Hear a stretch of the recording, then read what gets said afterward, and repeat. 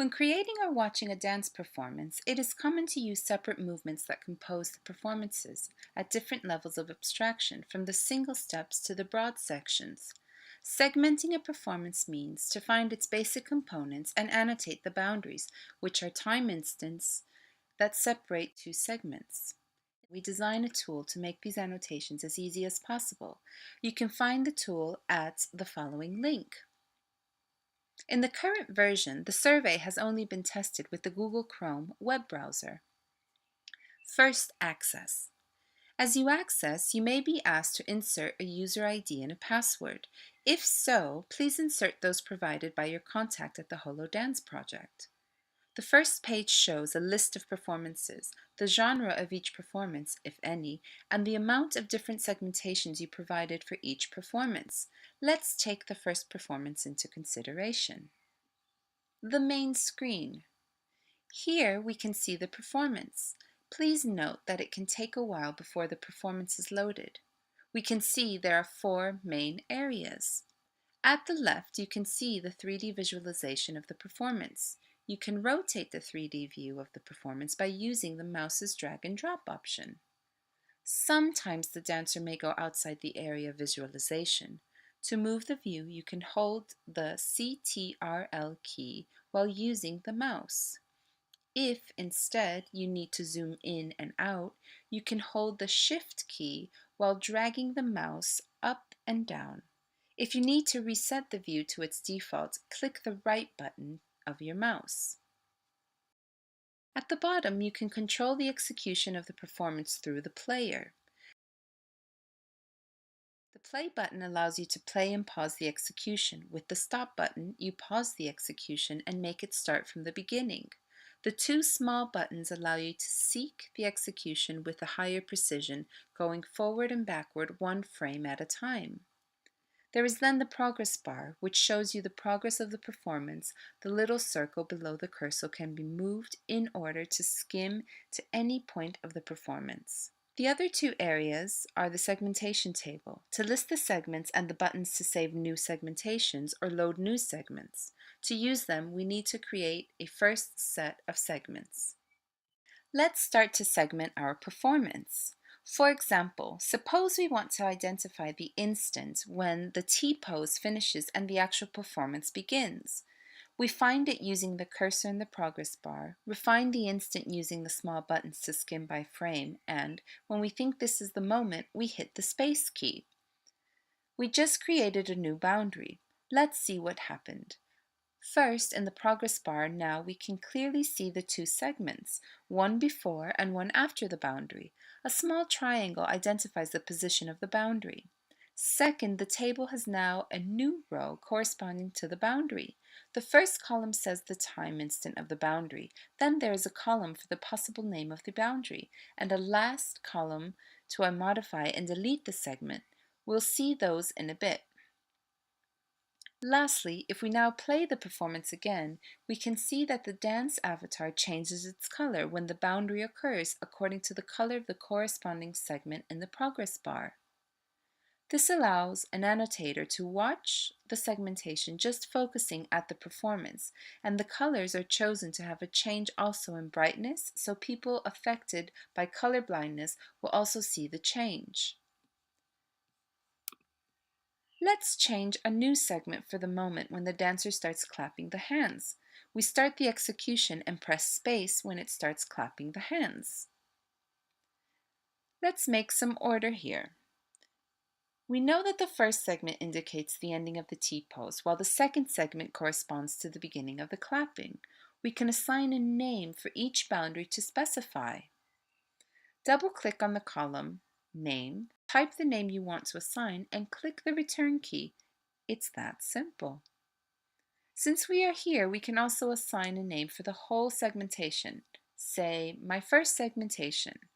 Double-click on the name of the table, type your new name, and press return key again. Here we are. Let's save what we did so far. There are 2 types of saving options, autosave and save in new. Autosave is made to save draft annotations, so we suggest to use them every few actions. So in case of loss of internet connections, you will not lose your work. This is exactly our case, so let's press Autosave. The button turns green for a few seconds to tell us it is saved the draft correctly. Save and New is used to define that what we are saving is a complete segmentation.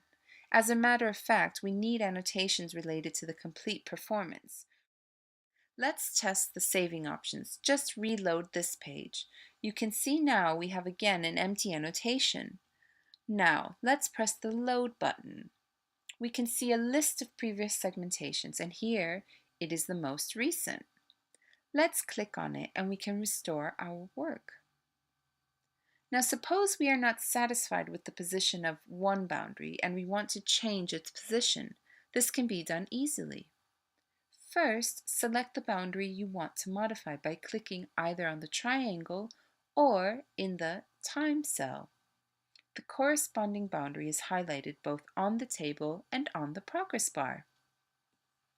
You can see there are 3 buttons in the Action column, 2 arrows pointing to the left and the right and a red X button. Here's what they do. Left arrow. It moves the boundary 1 frame before. You can move the boundary backwards until another boundary or the beginning of the performance is found. Right arrow. It moves the boundary 1 frame later. You can move the boundary forward until another boundary or the end of the performance is found. Red X button is the Delete button. You can use it to remove the boundary. Please notice that there is no undo for the remove of a boundary, so use it carefully. This is the reason why we suggest you to autosave your work often. We need to open a parentheses. The segmentation tool was designed to collect manual annotations on boundaries and compare them with those generated by automatic systems. We need from our annotators to detect the boundaries related to the whole performance from the beginning to the end. Once we have done so, we can save our complete segmentation. Let's click the Save and New button. This button behaves exactly as the autosave button, but it also specifies the system that we are not saving a draft, but a complete segmentation. We can see from the list that drafts and complete segmentations are indicated differently. Following many criteria, we can think of many kinds of ways to segment dance. We would need to have the segmentation following different hierarchical levels. In order to ease up this task, you can follow a bottom-up procedure. Number 1. Start annotating the lowest level of segmentation. For example, label each step. Use the name of the table, single steps, and you can also rename each segment for your convenience. Let's look at this performance as an example. We can press the Save and New button to save this. Number 2. Now, let's go to a higher level of annotations.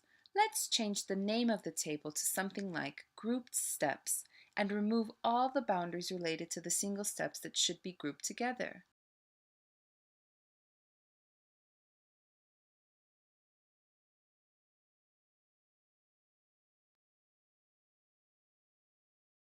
We are building a new segmentation level by merging together subsegments. Keyboard shortcuts. Segmenting a performance can be quite time-consuming. In order to speed up the process, we provide a set of keyboard shortcuts. After mastering these shortcuts, you'll be able to add new boundaries much faster. To select the segment to modify, you can use up-down arrow keys. Keep hitting up and down to select the previous or next segment, which corresponds to the previous or next row in the segmentation table. Once the boundary is selected, use the left-right arrow keys to move the boundary 1 frame before or after. If you want to change the name of the selected boundary, press M. Change the name and then press Return. With the Delete key, you can delete the selected segment. If you want to change the name of the segmentation, press K, edit the name, and press Return to confirm. Finally, to control the player, use the WASD keys. W is the play pause, S is for stop, A is for skim 1 frame backward, and D is to skim 1 frame forward. Thanks for watching. If you have any problems or comments, do not hesitate to write or contact your WhoLoDancE contact. Your feedback on the tool is extremely valuable